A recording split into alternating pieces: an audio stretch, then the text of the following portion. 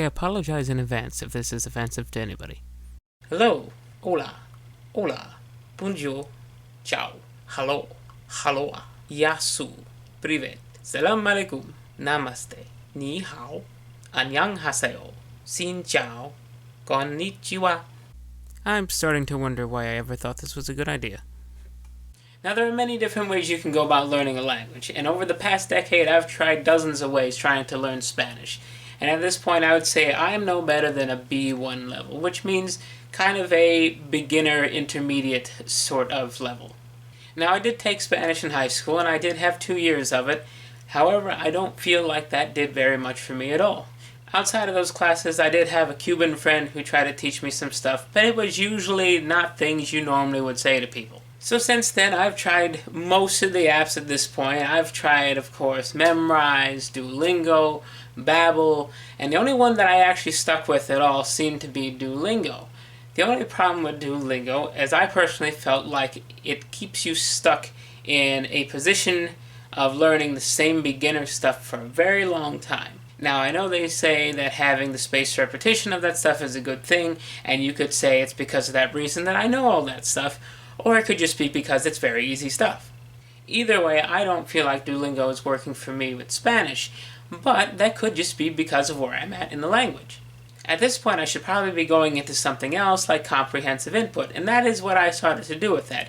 But it got me thinking, is Duolingo actually useful at all? So what I decided to do was to take one of the other many languages I wanted to learn and see if Duolingo could get me anywhere from scratch. So I chose Japanese. And so far in Japanese, the only thing that I know outside of a few random words is how to read hiragana and how to mostly read katakana. I say mostly because I'm pretty proficient with hiragana because I've spent more time with it. Katakana I've been learning over the past couple of weeks, just haven't had as much time to really focus on it like I did with hiragana.